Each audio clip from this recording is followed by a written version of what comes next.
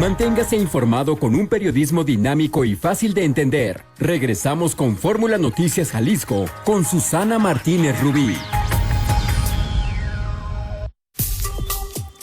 7 de la mañana con 45 minutos, ya estamos de regreso en nuestro último bloque de este día, este miércoles. Vámonos hasta la línea telefónica porque hoy tengo el gusto de saludar a Luis Carlos Sáenz, periodista y escritor. ¿Cómo estás? Muy buenos días. Susana, buenos días al auditorio, gusto saludarle. Igualmente, qué placer escucharte una vez más.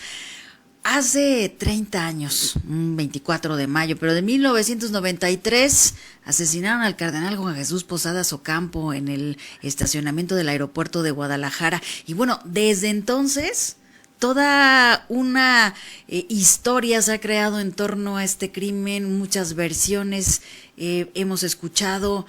Pero queremos saber qué ha ocurrido 30 años después, Luis Carlos. Por eso la intención de hablar esta mañana contigo. ¿Qué nos cuentas sobre el tema? Prevalece a la fecha la verdad jurídica, que es pues lo que está en el expediente, ¿no? En un expediente que a 30 años de distancia no ha tenido una sentencia definitiva.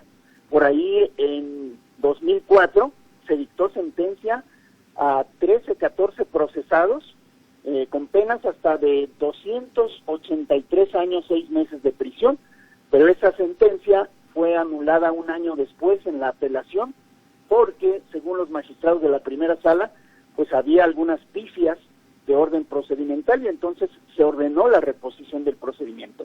A la fecha sigue el procedimiento en marcha, pero no hay sentencia y tenemos actualmente a 8 personas procesadas que no han recibido sentencia, que están en prisión preventiva, muchos de ellos desde hace 30 años, algunos un poco menos, y están repartidos en distintos penales del país, lo que ha dificultado pues el hecho de que se llegue a la resolución definitiva. Estamos hablando de que hay presos, 1 en el reclusorio preventivo, 4 en el Ceferezo 17 de Michoacán, 1 en el Ceferezo 15 de Chiapas y otro en el Ceferezo 13 de Oaxaca. Y a ellos se les señala por presuntamente haber participado en el asesinato del cardenal. Así es, entre ellos se encuentra Edgar Eduardo Mariscal Rábago, alias El Negro, del que parte uno de los principales testimonios que sostiene esta hipótesis de que se trató pues de un enfrentamiento entre 2 grupos criminales, y bueno, pues a este sujeto apodado El Negro es al que se le señala como uno de los que disparó de manera directa en contra del cardenal.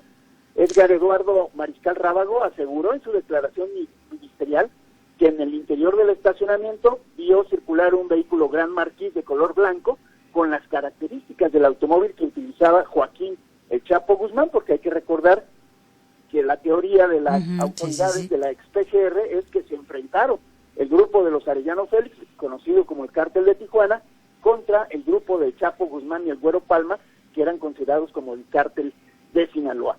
Entonces, dijo El Negro, se acercó al Gran Marquis mi paisano el Güero Jaibo, un sujeto que fue asesinado en ese mismo 1993 en Sinaloa, y con su arma disparó a los ocupantes de tal vehículo, dándome cuenta de que una persona iba sentada en el lado del acompañante e intentaba descender de su vehículo. Se refiere al cardenal Posadas, lo cual fue impedido por los disparos que en ráfaga le hice. Esa fue la declaración del Negro. Y ahí se sustenta esto por lo que están procesados actualmente Rodrigo Villegas Bon, Manuel Alberto Rodríguez Rivera, Santiago Niebla Rivera, Ulises Murillo Mariscal, Álvaro Osorio Osuna, Juan Enrique Vascones Hernández, Edgar Eduardo Mariscal Rábago y José Antonio Malcolm Fararoni. Ya hay muchos que han fallecido, entre ellos el que supuestamente encabezaba este comando, Humberto Rodríguez Bañuelos, alias La Rana, que murió en enero de 2018 en el Hospital Civil de esta ciudad de Guadalajara. La versión oficial, digamos, es que el cardenal murió como producto de un enfrentamiento, es decir, no era un crimen contra el prelado, sino las balas, digamos, acaban con su vida, pero no eran dirigidas a él. Esta es la versión oficial, de acuerdo con el testimonio del Negro. Así es. Presuntamente se dan cuenta los gatilleros de los hermanos Arellano Félix que ya se iban hacia Tijuana, después de una búsqueda de 20 y tantos días por la ciudad de Guadalajara de su archirrival, el Chapo Guzmán. No lo encuentran, pero presuntamente creen verlo ahí en el estacionamiento, y efectivamente dicen las testimoniales que allí andaba el Chapo Guzmán y él iba hacia Puerto Vallarta. Atacan en el estacionamiento los vehículos que ahí se encuentran, y bueno, entre ellos el del Cardenal, que supuestamente fue confundido con un carro similar a uno que tenía el Chapo Guzmán. La teoría de la confusión, digamos, es la que jurídicamente se sostiene en el expediente. El Cardenal Sandoval Íñiguez y el entonces secretario general de gobierno, Fernando Guzmán Pérez Peláez, sostenían otra versión que tenía que ver con un crimen de Estado, orquestada por el Estado. Estas aseveraciones que hacen tanto el cardenal como el exfuncionario jalisciense, ¿tuvieron algún impacto? ¿Lograron virar la investigación, Luis Carlos? Fíjate que esas investigaciones que se hicieron en la averiguación previa del fuero federal. Hay que recordar que aquí se cometieron delitos del fuero común y del fuero federal, y así quedaron desglosados los expedientes. Incluso hay narcotraficantes que fueron sentenciados por los delitos federales, como son la aportación de arma de fuego, los ataques a las vías generales de comunicación.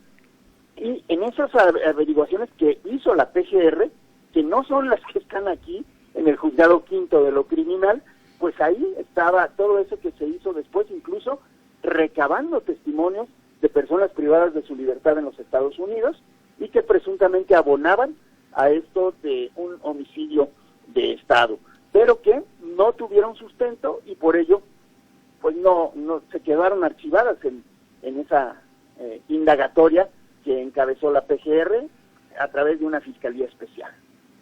A 30 años de distancia y obviamente con toda la experiencia que has adquirido, no solo en el terreno periodístico, sino también en tu formación jurídica, digamos, ¿puedes señalar en estos momentos si fue una buena investigación? Es decir, si fue realizada, digamos, como establece la ley o si tuvo deficiencias.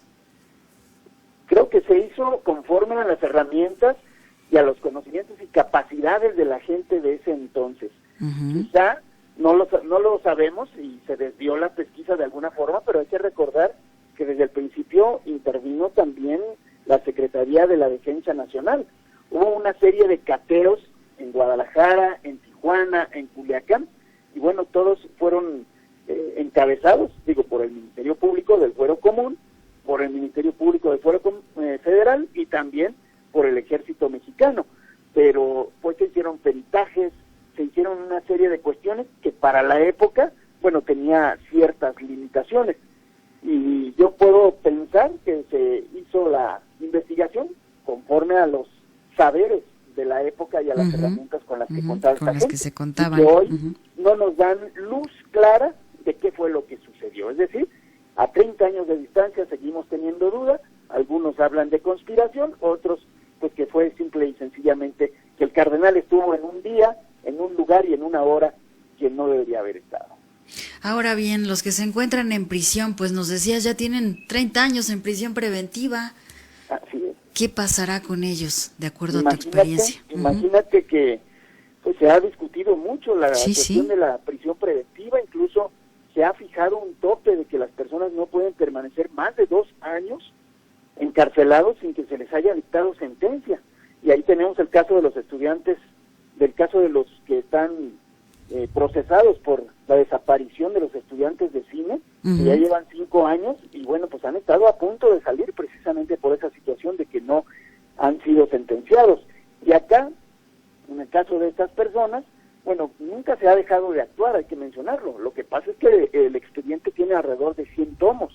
Están a largas distancias los distintos presos, los abogados han dilatado el asunto, el Ministerio Público también se toma sus días por la cantidad de fojas que contiene el expediente, es decir, una diligencia muy tortuosa en ese expediente que quedó en los ya muy pocos juzgados del viejo sistema de justicia penal que poco a poco han ido desapareciendo.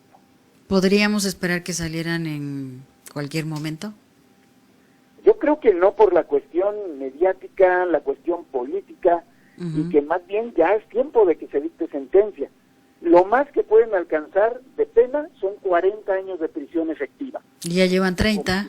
Ya llevan 30, así Ujú. es. Entonces, pudiesen apelar incluso si les dictan la sentencia de 40 a beneficios penitenciarios, que se obtienen con el 50 o con el 70% de la compurgación de la pena.